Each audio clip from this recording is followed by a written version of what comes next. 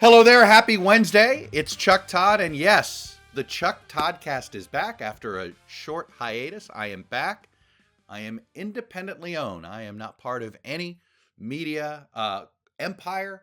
I am a part of the new class of independent journalists, and in some ways, you want to talk about reporting without fear or favor? Well, there's nothing like working for yourself. The only fear is when I look in the mirror, and the only favor is to try to be honest. No BS for you. As you know, starting on a Wednesday, one of the reasons why I will always have a podcast dropping on Wednesdays is because, as you know, as I like to say, is that if it's Tuesday, somebody is voting somewhere. Well, this Tuesday, past Tuesday, April 1st, was a pretty significant Tuesday, at least in the first 100 days. Here we are still in the middle of the first 100 days of the new Trump administration. We're in day 72 to be exact. And with these early elections, so you had two House special elections in Florida last night and the Wisconsin Supreme Court race that was a statewide election. And look, I will go down rabbit holes later throughout these episodes. I won't do it here. It drives me nuts that we even have elections for judges. I think that is ludicrous. Go read Alexander Hamilton's Federalist Papers on this. We should not be electing judges, but I'm not going to go on that rant now. What matters here is, what did we learn from this? Well, we're 72 days in to the Donald Trump administration, and in many ways, it's deja vu all over again.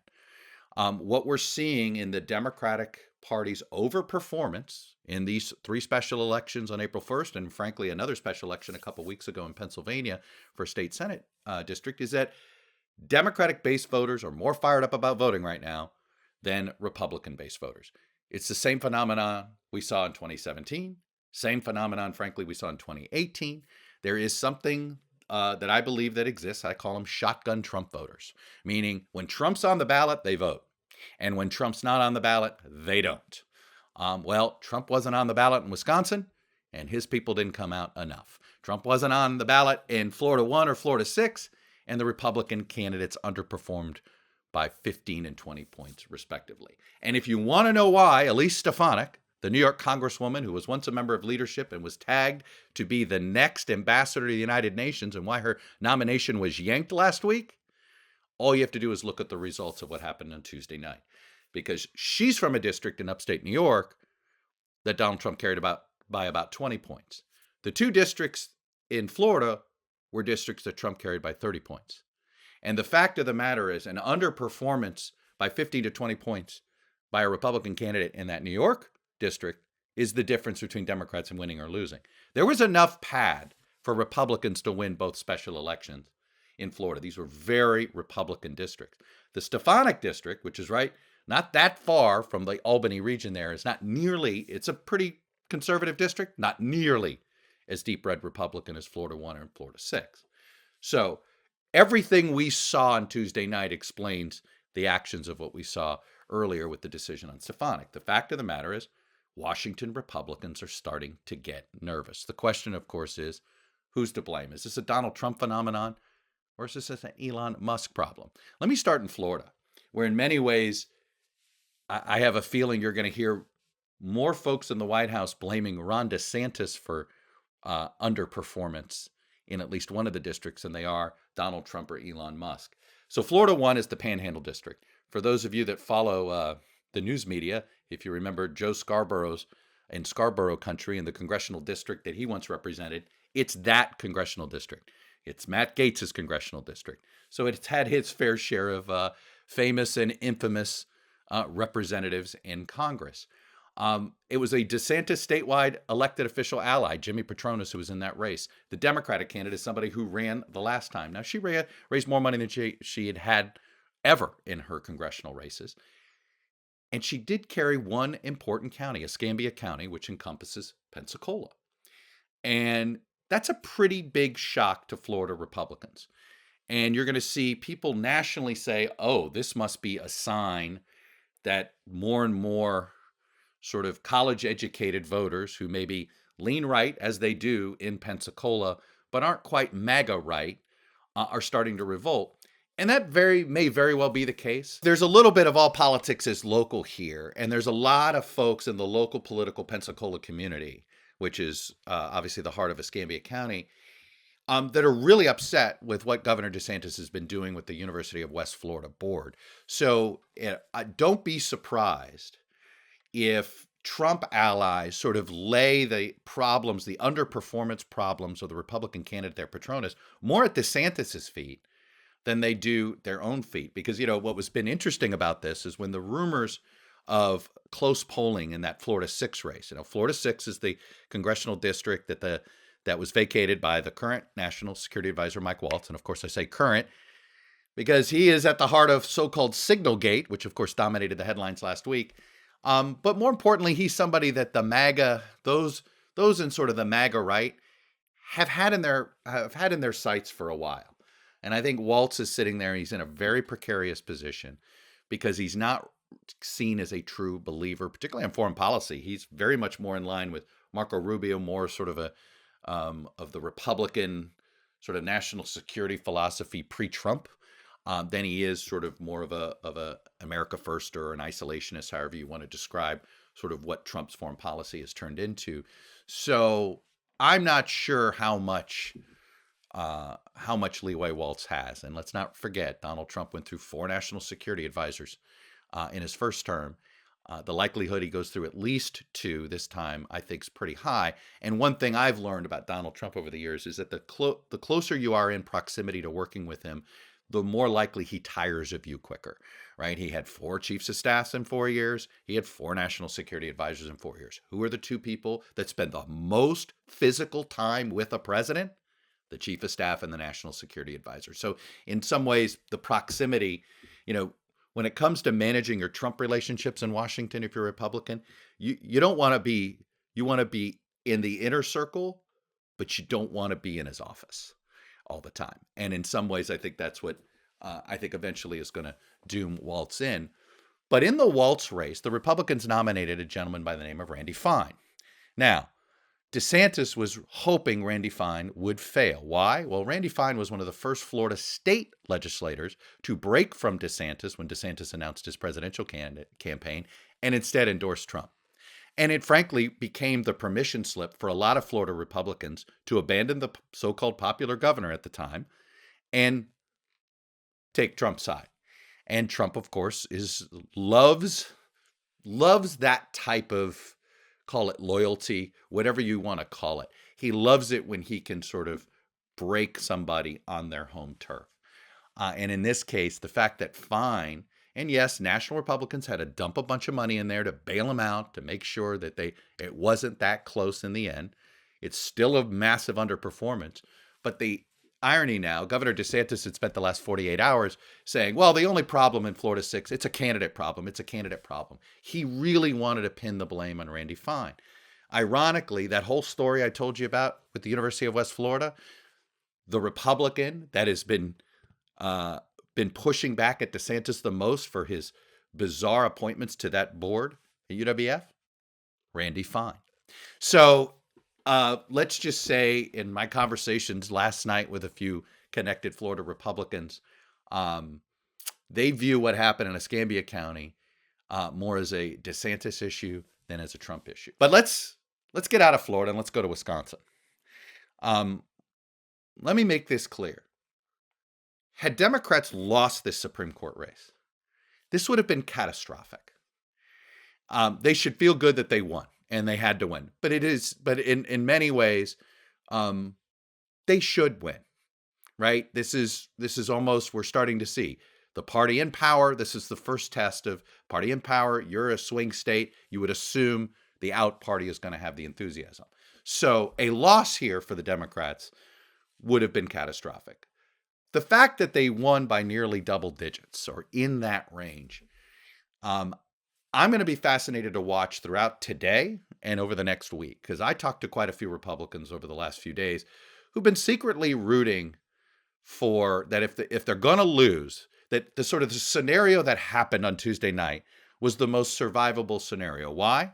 They held the 2 House seats, so they're not going to have House vote problems, and they can pin Wisconsin on Elon Musk.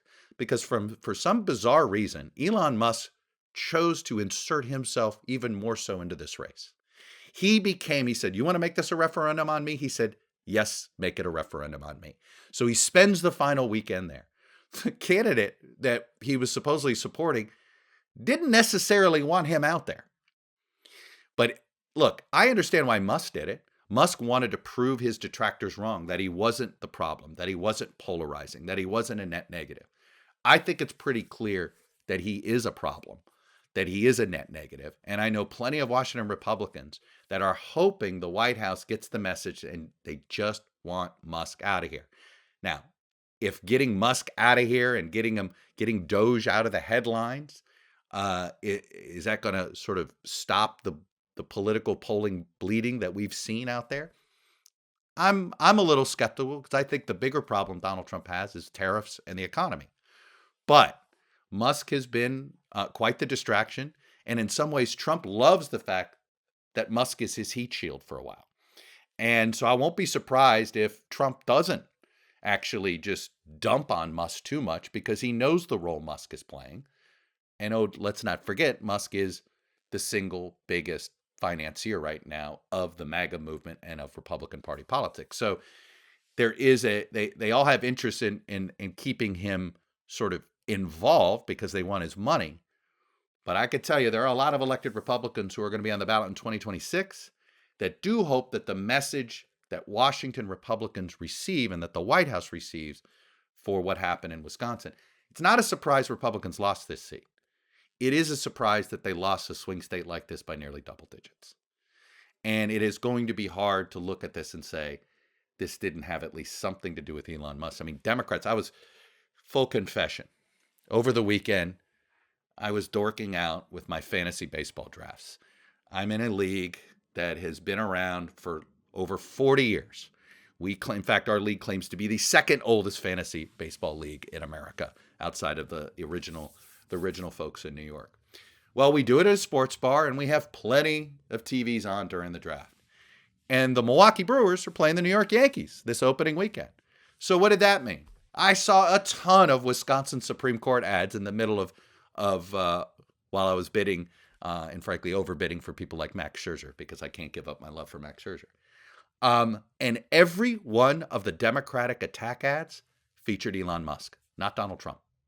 So the fact is, the metrics, the analytics, the messaging was all anti-Musk, and it clearly worked in Wisconsin. So what I would say is this: keep track of how Republicans message this week. How many of them decide to try to not blame? You can't blame Trump right now for anything. It's a lot easier to pile on Musk, and now you have upside. I mean, Musk's more unpopular than any other Republican right now.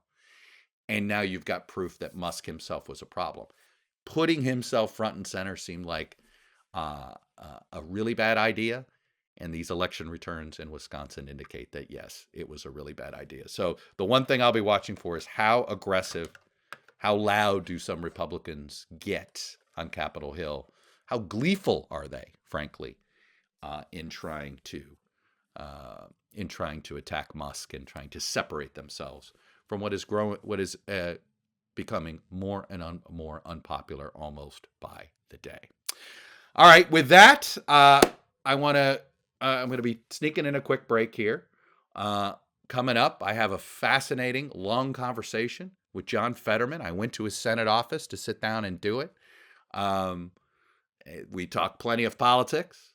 We talk a little Aaron Rodgers to the Pittsburgh Steelers because Fetterman's a big Fetterman supports all Pittsburgh sports, but the Steelers are really what he cares about. Let's just say he's got some interesting things to say about Aaron Rodgers, about Donald Trump, about a lot of people that we consider bold-faced names here. So I hope you listen to the whole thing, because the thing that I'm most excited about now is not doing 5-minute interviews, not doing the 8-minute interviews and having to insert all these gotcha questions here, gotcha questions there. Instead, it's an interview that breathes, and hopefully you get the context that you've been looking for. So with that, we'll sneak in a break. And on the other side, my conversation with John Fetterman. Well, Senator Fetterman, thanks for doing this. My first independently owned interview for the Chuck ToddCast. Thank you, sir. Yeah. I appreciate you doing this. Just to signpost this and when we're talking, it's Thursday, opening day for baseball. So I'll go ahead.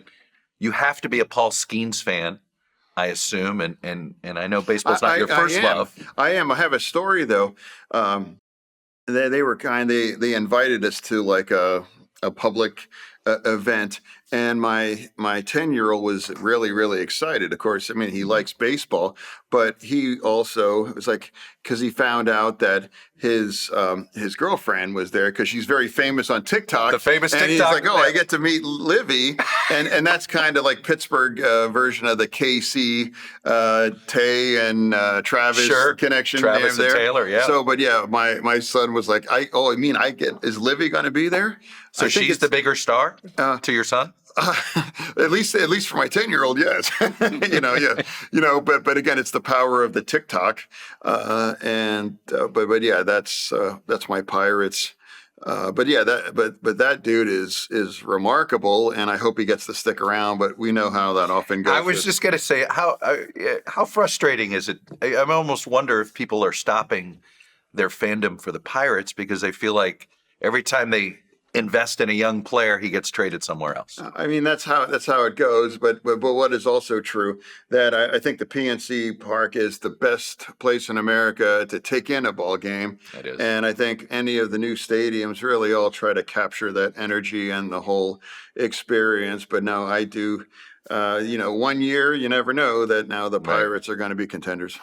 Baltimore might fight you on Camden Yards versus PNC Park. Yeah. Well, I mean, I'm just saying, but I agree with you. I love it. Is that whole bridge, Clemente Bridge? It's a beautiful setting.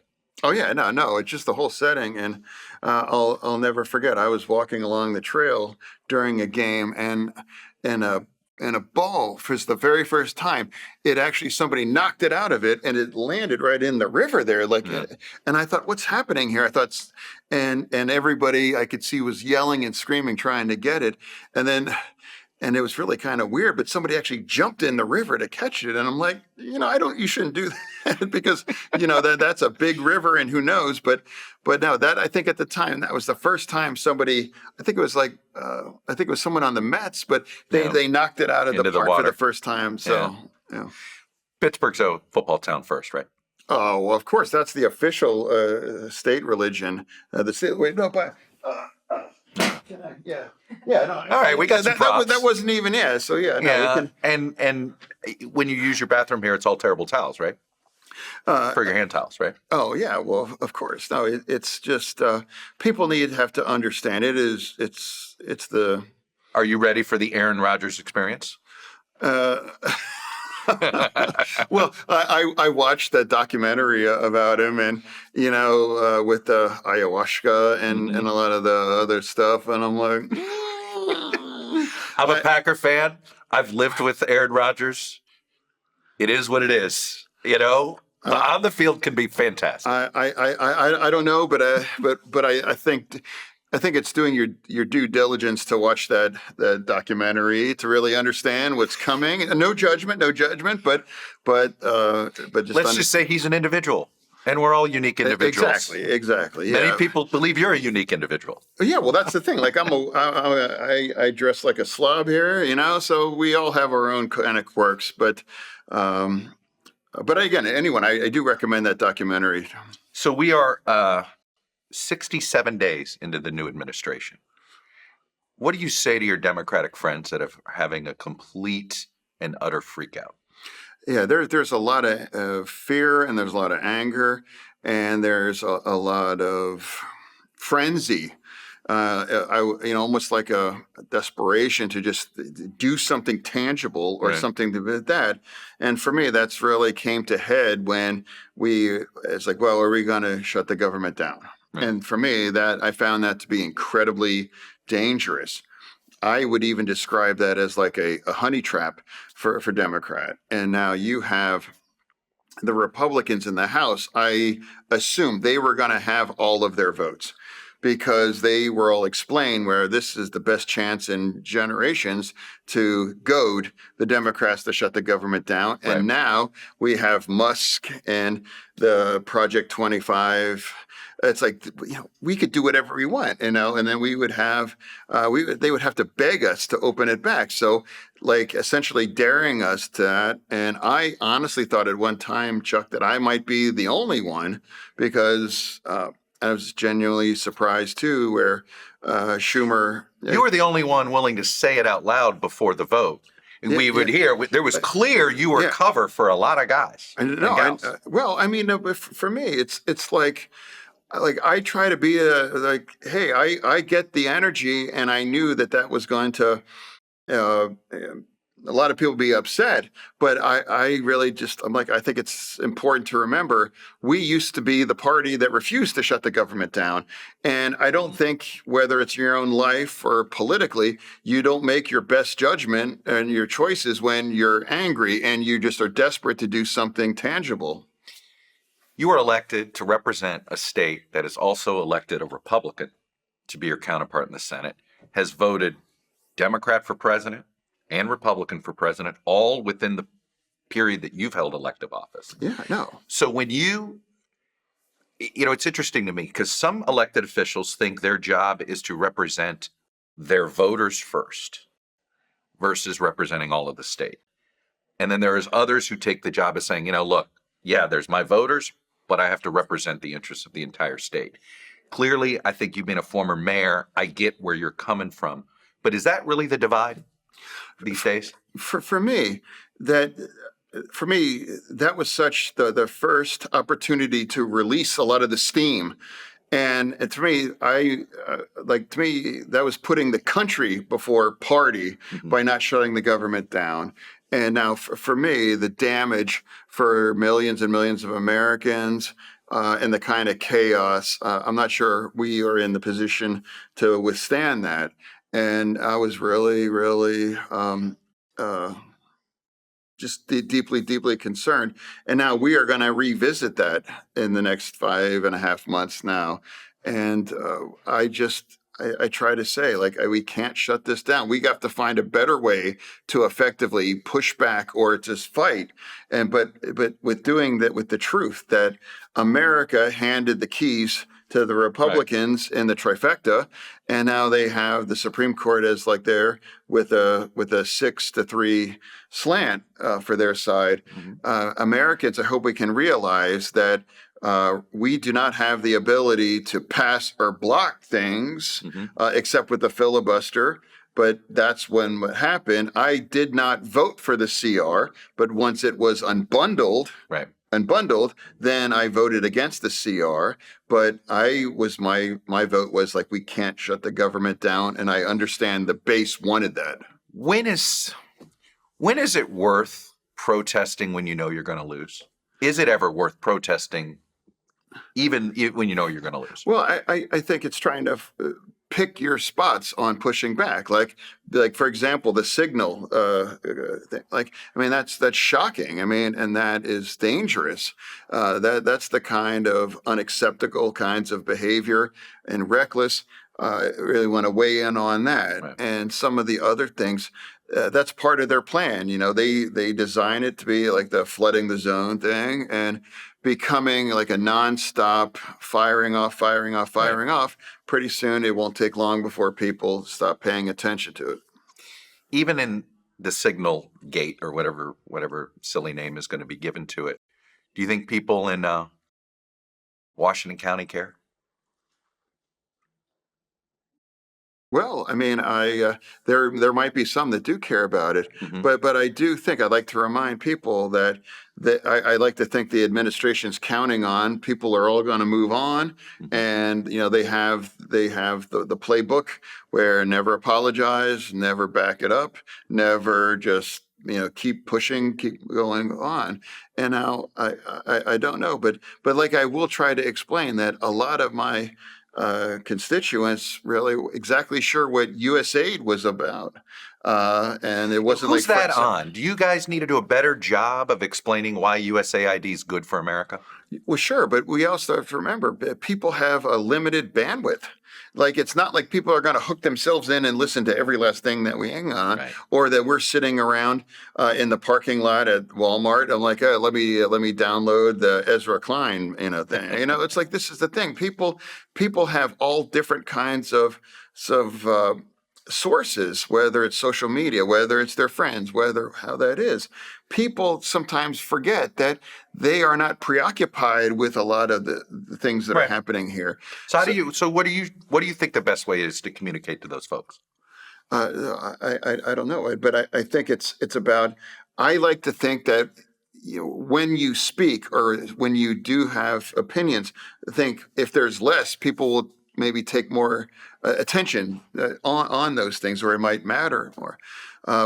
So there are plenty of things that I don't agree with the vast majority of these things, but I would like to remind other folks, we don't have the ability to produce constant outrage, because we have to find, the governance is front and center here. And in the face of a lot of things that I don't understand, that doesn't mean we support these things. Right. But when there is a vote, we have where we are in the minority, and they own the government right now until, and I do expect that we will get the majority back in the House in January of 27. One of the early special election victories for Democrats took place in Pennsylvania last week. Sure. No, absolutely. Do you think this is a sign? Yeah, no, I mean, and it's the same time that happened in 2017, 2018, where people wanted to celebrate or see, like, I don't think every small election is like the Oracle, but it's something that we want to celebrate. But it's part of, that just means that we went back to 27, 23 and the Pennant Senate. Yeah. So we're still a permanent minority effectively. And I witnessed that as lieutenant governor, as the president of the state senate there. So that's the point, that it was amazing that we captured that seat, but we're still at 27 to 23. Sure. It doesn't mean we still, we still drive the train. There's a lot of debate about what happened in 2024. Can I talk about that? Yeah. Yeah. So there was after the debate. Yeah. The infamous debate. Yeah, that really blasted everything apart, and people quickly, and that's reasonable, that we need a new messenger, we need to have a new way forward, we have to find something new, it has to be different, and and the clock was ticking. Yeah, exactly. Yeah, that's the thing. So I warned my colleagues, and I'm like, hey, if you blast this apart, I get that, but you are in a significant risk. I am trying to explain that Trump is deeply popular in my state, and these are the states that are going to depend who's going to win. So that's a serious risk, and everybody decided to do that, and how it happened. And that's why I'm saying right now, it's like in a rush, in a sense of desperation. Yeah. We made a quick decision, and then how that worked out. Sounds like you think the decision was too rash. No. I what I'm saying though, it's like, if you got what you demanded, Yep. then I think it's appropriate to own the outcome as well too. And a rush to just do something in response to the stress and the impending thing. It's like, I see now what's about shutting the government down. Do you think voters embraced Trumpism with this decision, or simply rejected the culture of the Democrats? I don't know. I mean, I think there's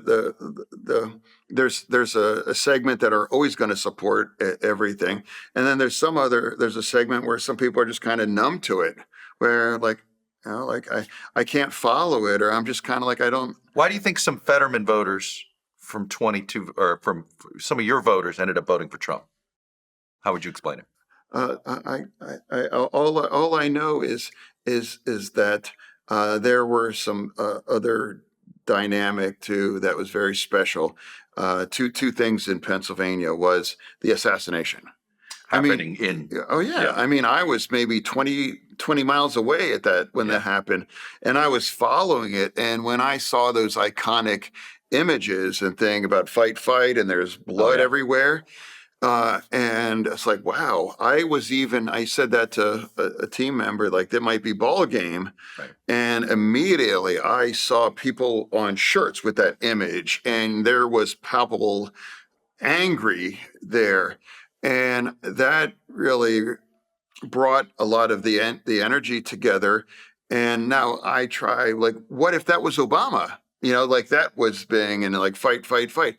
What that would have meant for the Democratic Party. Yeah. So that, and then the second thing was Musk. At that point, he was of a Tony Stark kind of and people were really just thrilled to see him at a lot of the events. And of course, you had the money too, but it brought everything together. And I can absolutely say that that's the kind of thing that cost us Bob Casey too, because my one shock in the 24 cycle was losing Bob Casey. And I think it was 12 or 13,000 votes. Right. Now that definitely mattered, at least 13,000 votes as well too. You ever met Musk? Briefly, but I haven't had like an actual conversation. But I just want to say, like, I still be happy to, even though he's becoming increasingly more unpopular. And I would like to just say that's part of what's appropriate. Fighting back, it does not mean let's go destroy someone's Tesla or put bombs in a dealership or doing those things, because it wasn't that long ago, the Democrats, we used to love Teslas. Right. So. What do you think of? It looks like he's taken a sledgehammer to things that could use a scalpel. How does Congress force itself to have more of a role in this Doge business? Well, because like a lot of times the Democrats, we've been frozen out of that because we don't have the votes, and the Republicans, a lot of them, and a lot of my colleagues privately are really concerned, or where they may not even understand why are we doing this, and like now punching our allies in the face, going after Canada or going after Mexico or going after the UK and all of these things. No matter how degree of chess you're playing, I don't understand what the upside is. So if you really want to build something, then it just seems all it's building is chaos and confusion. And, I know business, they want certainty because then they can make investments or they can respond to the kind of circumstances. Is there any part of, would you want to play if they invited, made this a congressionally mandated, hey, we want to cut 15% from the government sort of bureaucracy. Let's get everybody involved. Like right now, the one that I just possibly, now I understand there is an argument, would be because we have a significant deficit, should be spending any money for foreign aid. Right. But one that I just will never understand is going after Social Security. Like, that is the most sacred of a sacred cows, and you have tens of millions of Americans that depend on that. I know, and I love people that do that, and I will never understand to scare people and to sow that kind of chaos. What's your upside other than to enrage people, and they're going to blow up, your side's phones, right, and definitely mine as well. And if you don't understand what's the upside, to torment people that depend on it. Do you think a guy with his tech background just can't comprehend that 70-year-old people want a telephone? There's a disconnection. There has to. There is. And now that's why I also kind of reject this idea that folks like Musk are involved just about money. I think just the opposite of that. I think it's about just being involved because he has, if anything, now you can see the stock prices of Tesla. Yeah. It's actually costing him money. But yeah, how it's hard to understand that what you're doing is terrifying. They're terrifying people. And why you want to have an elderly woman that are in a fixed income, and to now them wonder now they can't get anyone on the phone to just get that reassurance. It's like that's cruel, and it's unnecessary, and politically it's absolutely a loser. Tariffs. You hearing a lot about it? Are people nervous in Pennsylvania about costs that will be associated with tariffs? Do make the connection or not yet? Who knows? Who knows? Because, a tariff today is a changed tomorrow or 6 hours later, whatever. Yeah. And now if your goal is to increase more manufacturing jobs, 100%. But how can you possibly count on these tariffs sticking around long enough till we can build, the factory and to all those plans? So, and then what really thing that I was truly shocked too is going after chips. Going after the chip bill, that was the bipartisan. I thought everybody loved that about American manufacturing. Todd Young wasn't Todd Young one of the lead sponsors? No, that's the thing. That's like the Senate. Now I stopped playing the whatever degree of chess where it's like it's just absolutely irrational. So and that adds to part of the confusion and the frustration, and it makes it even more and more difficult to see the upside. The decision to, I don't know if we want to call it attack our European allies or sort of threaten them about how willing the United States will be with NATO and all of this stuff. How long do you fear that it's going to take decades for Europeans to trust America again? I don't know, but it was part of the whole Signalgate. It was truly heartbreaking because it absolutely confirmed the vice president's contempt for the Europeans. And I don't get that. This is culturally our closest allies. Not just, right, they're close, but culturally, so many Americans share so much. No. It's just like, why? It's just like walking into a room full of supporters, and start swinging in there. And it's like, why? And, I'm a student of history and I've watched a lot of that and what Europe's been for and what America did after World War II and helped rebuild these things. It's a remarkable, and now we are attacking these nations now. And now embracing, we're roughly the same age.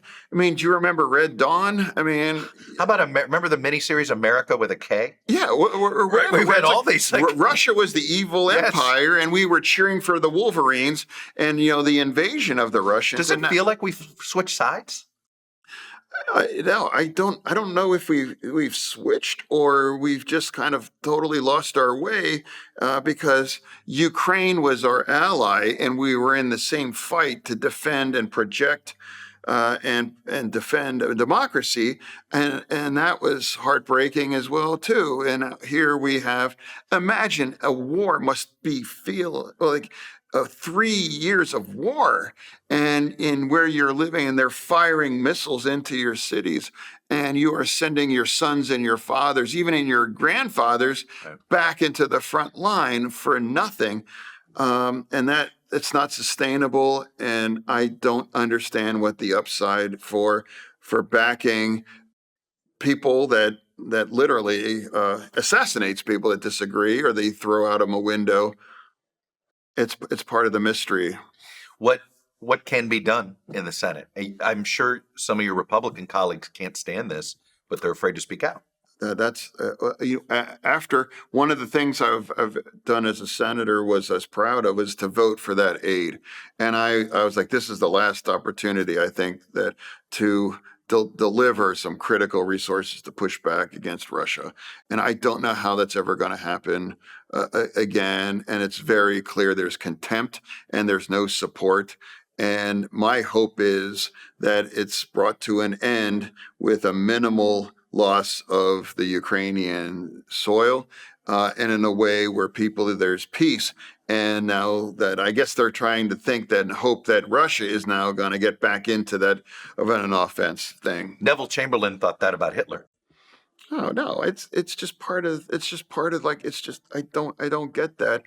And picking fights on our allies, Japan or the UK or Canada, it's incredibly disappointing. You have much of a relationship with Vance? With who? With Vance? Vance? Oh, when no. He was a senator. Did you guys No, have much of a relationship? I don't. And it's like his views. I guess I try to find ways like, well, at least I think we're both fully supportive of Israel. And I became a bit of an outlier in the party for Right. Israel. But I hope, and it's like now talk about Taiwan. Now, I think maybe we can agree that China is not even a frenemy. I think that's an absolute a threat Yep. to the world order. And Taiwan, if they move towards the unification, what kind of a message are we sending to the world where we are effectively turning our back to what Russia's done with Ukraine? And now and I think there's a lot of people for the Chinese government to start, work the room and be like, hey, like you don't want him around. Well, how about us? How about us? Well, let's be friends. Let's be buddy. And that's part of that too. I don't mean, isn't it inevitable now that Taiwan is not going to be able to rely on the United States? I agree that's the point. It's like the unification. I think it almost feels inevitable, and I don't Probably without firing a shot. Yeah, well, yeah. But my point, it's like, what are we projecting to the world audience? What we're doing now in Ukraine? Are we going to push back these kinds of governments that have been up to, 2 months ago? It was unthinkable to just embrace. Greenland, we all thought was a joke, right? I think we all thought this was some bizarre social media meme. Well, now it looks like it's a serious obsession. Well, I originally thought, well, that's not new to the American experience. Right. Truman wanted to purchase it, and it wasn't. And now one of the things Trump is right about is fixating on rare earth, as well, and that's part of. And I accept the Arctic. Look, Yeah. we don't have access to the Arctic the way the Russians and the Chinese do. Exactly. Now, we would be freaking out if Russia was trying to grab it. That's right. Or the Chinese was. So I do get that. And there is actually truth in it. But this idea that we got to get it one way or the other, that's shocking and disappointing and appalling you can't invade, and put that in perspective. It's 3 times the size of Texas land, right, and it has fewer people than Harrisburg. Are we going to invade, that? It's absurd. Do we need a relationship with Greenland? We want to strengthen it. Absolutely. I've met with the if it's the prime minister or the president of the Greenland, whatever, sat in this office, and I wanted to say, like, no one in this body is going to say, no, let's invade you. But it's true, though. We want a strong relationship. But they would have cooperated with us pretty much on anything we asked because they do want our security, right? I agree. So that's part of the truth in that. We need the Chinese have us by the balls on the rare earth market, and now that's part of the Ukraine deal, and that's part of the Greenland. So that is true, but it's also not bonkers or insane to talk about Greenland because that is part of the American. No, I accept that, but it's like also, I've joked about American imperialism. Post World War II, NATO was a way for us to have Europe without the responsibility of governing Europe. Yeah, well, I don't mean to be that cynical about it, but that was a cheaper way to do it. Well, it's also too, though. It's like, that's we have a special responsibility to push back about that, and that has, it's heartbreaking. I thought we should be proud of our role there to really protect the world and be that's a source of pride. And now it seems something to be ashamed of or to want to turn our back to.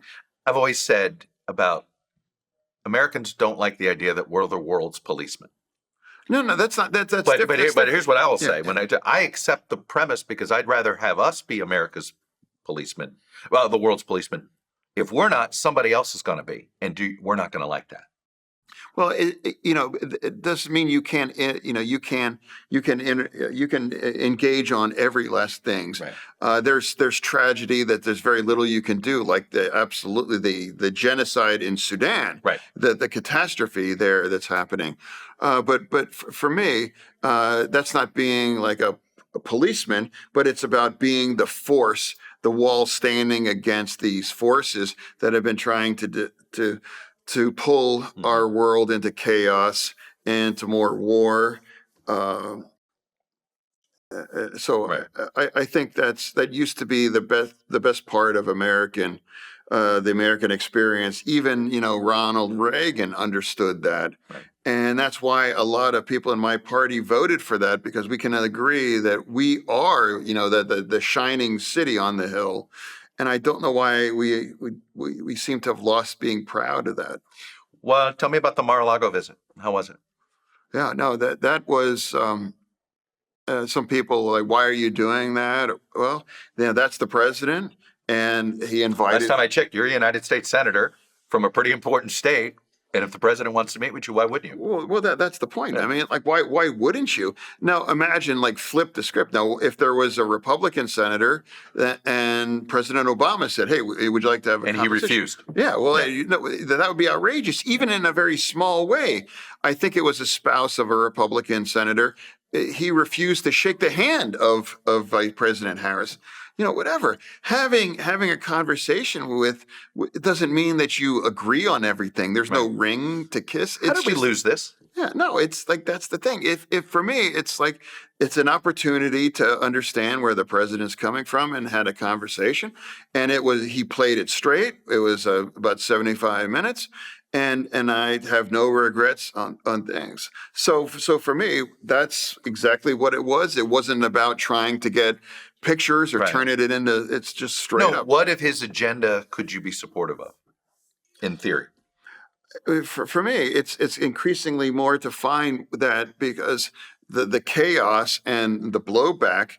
Like I thought one of we could agree on is a secure border. Yeah. And about that is being very fully supportive of Israel. Another thing we can agree on about absolutely strong military, unapologetically about lethal. Mm-hmm. So there's things we can agree and protecting the American steel industry too.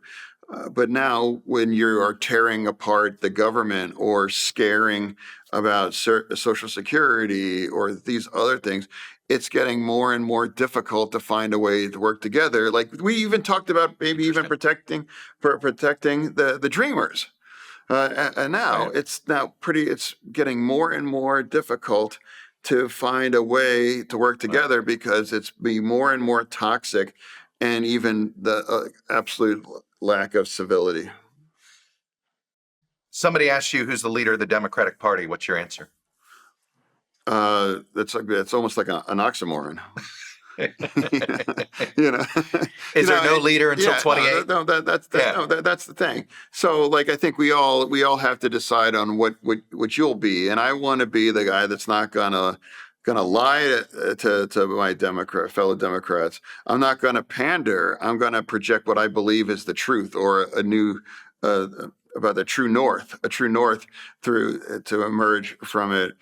And for me, the point of shutting the government down, so to me, there was no kind of release for that frustration and anger.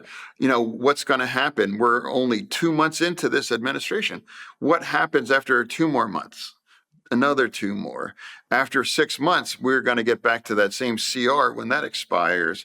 Will there be votes in here in the Senate to keep the government open? I probably not. But I'd like to remind to people listening, it was only because of the zombie votes. The ones that my colleagues, the majority of the votes that delivered breaking the filibuster were those that are now they're not running for reelection or they're in their last term. So that tells me, I'm going to be the way I would interpret that to somebody is, look, there were a lot more people who probably would have voted to keep the government open. I agree. But free riders. Yes. Vote. What is it? Vote no, hope yes. Think about that.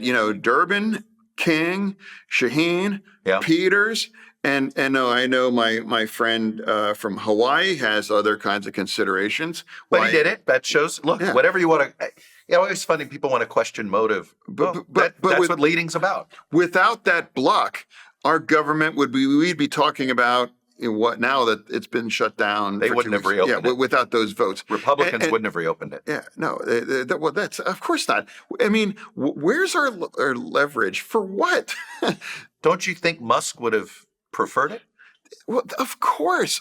And Vought, they could just sit down in a big room with a big table and be like, what do you want? We're going to make this emergency. We'll open this up. We'll never open this up again. I know. And it's like the one thing that they could never do individually, we are handing it over to them.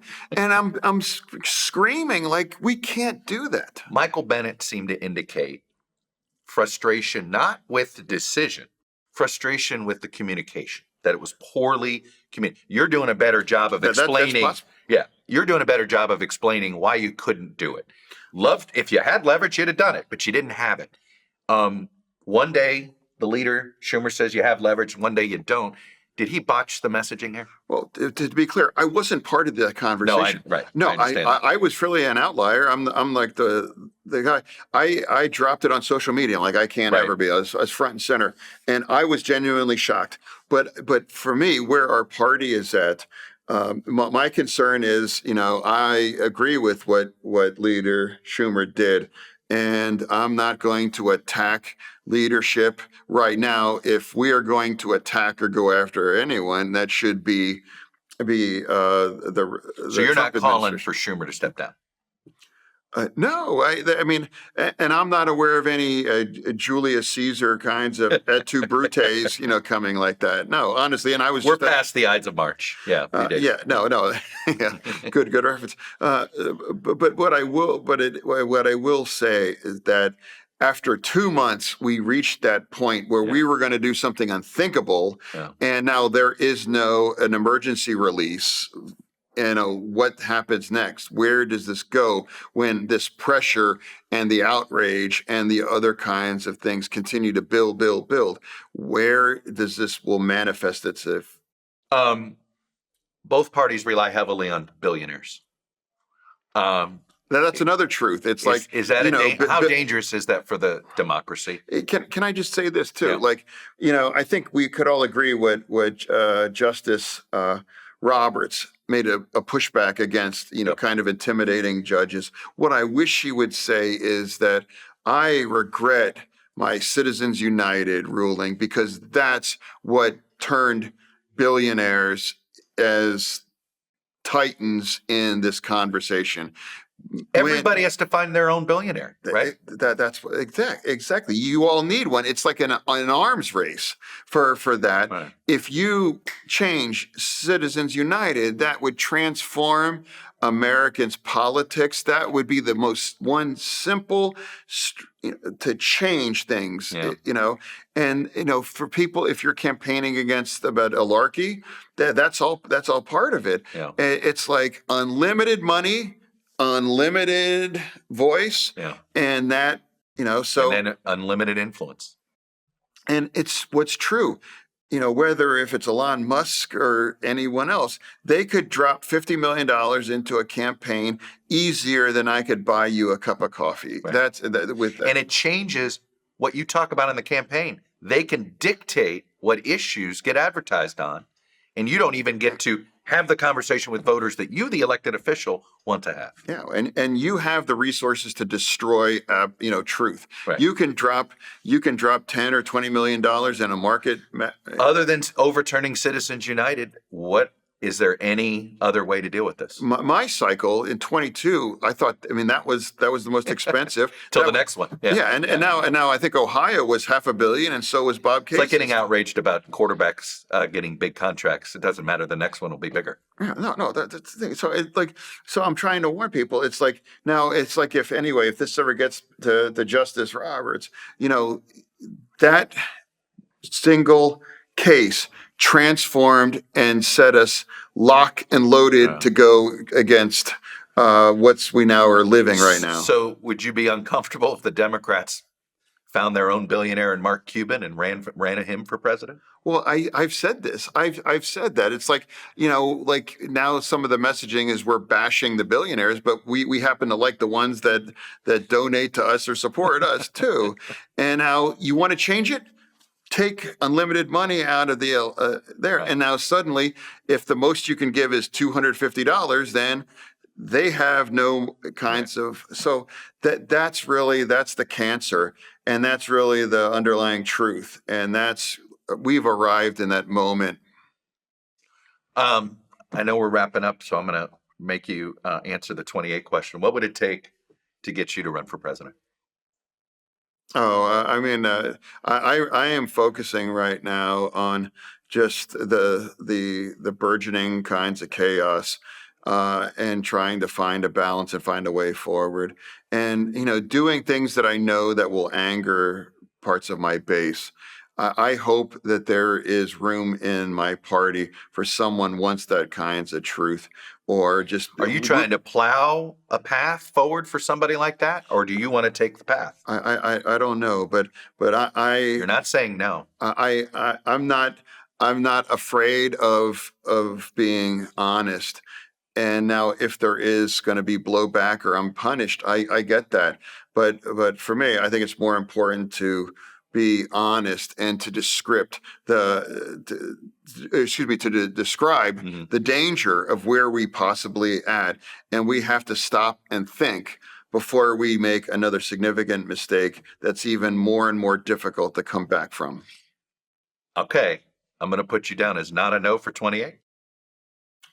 What I'm saying is that there will be a 2028. It's like, oh yeah, it's coming. No, one way or the other. But where I'm at though is where I'm at though. Seriously, honestly, our party. That can I address this now? Yes, this conspiracy that I'm going to leave my party. It's like that's bonkers. I'm not. And now there's other people that are now saying, well, we should go independent or run. Like, could you imagine if I start saying these things? It's like I'm a Democrat. They used to call me a crazy socialist communist. Right. And now some people are saying, well, he must be MAGA or whatever. It's like I'm still just a Democrat and my values haven't fundamentally changed. So that's kind of where I'm trying to fight back against these weird forces. Well, it's possible that the party, it's funny you say that about independent, it's possible that there's these people in the middle who feel like the Democrats are going to be too far to the left. Is that your fear? I'm betting my career on that. Yeah. That there has to be enough people. That there's going to be a correction back to the center? I don't know. There's always going to be reaction and overreaction and all those things. But I'd like to remind people some of the things that were pushed in 2020 made it very difficult to win in 24. And now if we push back and now we bring back to some of these kinds of positions, I'd like to remind everybody there's the 7 states that decide who's going to be in the Iron Throne. And then so now let's not forget. And then some of the strongest, loudest voices are coming from the deepest blue areas. And now, so I'm guessing your warning is don't overread into these crowd sizes that AOC and Bernie are getting. Well, I've been at a lot of big events. Yeah. In fact, I ended this. There was a gigantic crowd the night before the election. There's a lot of big events. Yeah. I'm not in a business of saying, well, there's a big crowd, so that means everything's going to work out. Because if it did, Hillary Clinton would have been president, and now we would be celebrating Harris president. So that's So for me, it's about remembering it all gets decided by the same states, and now I send and I sell every thought through a jury in a Walmart parking lot in Scranton. And how is that going to sound? How is that going to land? Mm-hmm. Explain it this. Because that's, I wouldn't describe them as average. I would just be like, these are voters. These are the people that decide this. And I don't look down and say, what's wrong with you? You're voting against it. I'm not going to talk down it. And we don't even have the time to talk about our problem and the challenge that we have with men as well, too. Right. So for me, when you ask that, is there's someone with that in that lane? And that's what I'm literally betting my career that there is one. It's funny you say that. My kids are a little bit older than yours. I understand you're on college tours. You're getting ready. You're getting started. I have a senior in high school. We're done. Oh, really? Yeah. But and a junior in college. But you're gonna have a good time with these college tours. Yeah. Well, no, but I did. But speaking of that, my oldest is 16, and now I'm helping him learn how to drive. So that's going great. And I'd like to remind people. That's another reason why I want to stay in that fight, because I want them to grow up in in a normal environment, right? Environment. No, I agree, but it's I hope people listening realize how it's even worse than you might think. Inside this. Inside Washington. Yeah, it You is. tell people it's worse than you imagine? No, it is. It is. And it's like I ask, like, what's 12 times 4? 48. Well, that's how long his term is, and we're down 2, and there's a lot of ground to 2 cover. months, 46 months to go. Yeah, exactly. 46 months. and that's why we all just have to say, well, look, they are taking us in a direction that our side, we never agreed. There's not one single Democrat in my caucus that agrees with all of these things that are happening. Yeah. But remember, I revere democracy. And in November of last year, it decided they want this. Right. They signed up for this. Elections have consequences. Yeah, exactly. There are consequences, and that's why we get a chance to revisit that for the midterm, and then that's why I do expect that we'll get back the majority in the House. Just on the record, your health. Listeners are going to want to wonder. Looks like you're in great. Things are going great. Fantastic. But no, I'm so grateful. My heart now. We have the check. My heart is functioning at an absolute normal range. And now any lingering kinds of impact of the stroke, minimal with that I use captioning for certain kinds of interviews. But otherwise, I'm coming up on 3 years ago where that almost ended my life. So I every day was gravy, and I'm just grateful for that. I'm grateful to Todd. Hey, thank you. Congratulations on your new. Thank you, my friend. Okay. Appreciate it. So there you go, 45 minutes with John Fetterman. I was fascinated to see that he wouldn't shut the door on 2028. Now, full confession, I had to drag it out of him. Let's not pretend he was sitting there going, I'm ready to fly to New Hampshire to file my papers. But he's not saying no, right? And of course, that's the smart thing to do. In my experience is I've yet to meet a U.S. senator, especially one like him, who's been elected a mayor, been elected statewide as lieutenant governor, been elected statewide again as senator, that hasn't at least thought about what it would be like to run for the top job. But I think the most important thing I took away from this interview is sort of how he views, I think, himself in the party. Here he is, somebody who is seen as sort of almost a pure progressive. He was a hero of progressives when he first won. A lot of them are upset with him lately, but he's trying to plow or blaze a trail or plow a field for, I think, what he would describe as like a pragmatic progressive. As he said, he's focused on those 7 states, right? Those 7 states decides who wins or loses. And you have to figure out how to win those 7 states. So is he a likely candidate for 2028? I think it's too soon to tell.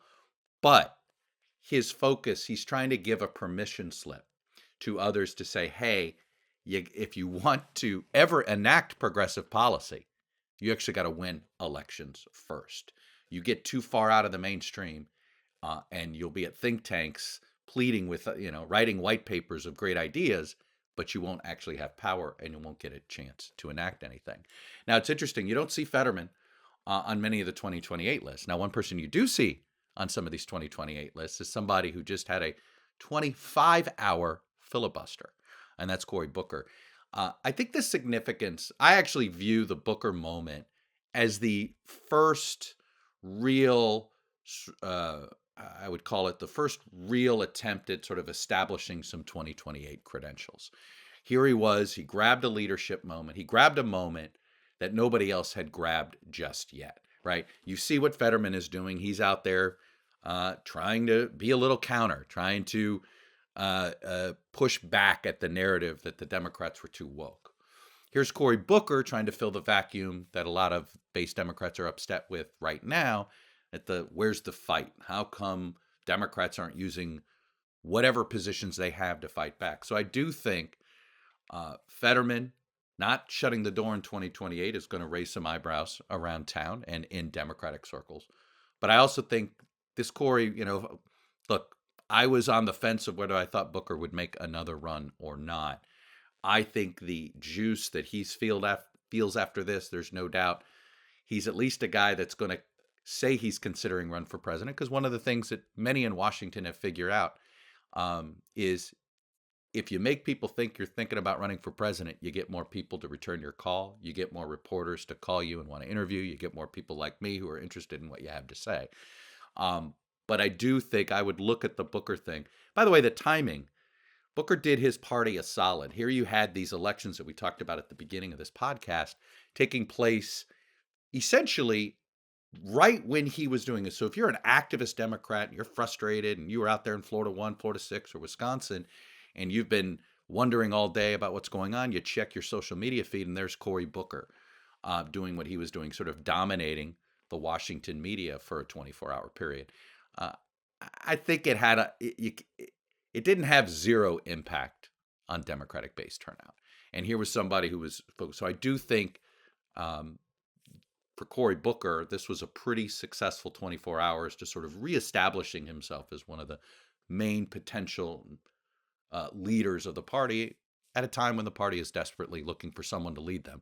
Because I think right now, neither Hakeem Jeffries or Chuck Schumer are seen as sort of the current leader of the Democratic Party. This is a party that is very much leaderless. Anyway, I didn't want to characterize the Fetterman interview before you had a chance to listen to it, but I am characterizing it now. So there you go. That does it for my first relaunched episode of the Chuck ToddCast. This is very exciting, being an independent media. I appreciate you tuning in. Don't forget to like and subscribe wherever you either listen or watch this podcast. And I'll see you in 24 hours. Our plan is to upload new episodes Wednesdays, Thursdays, and Mondays. So with that, until we upload again.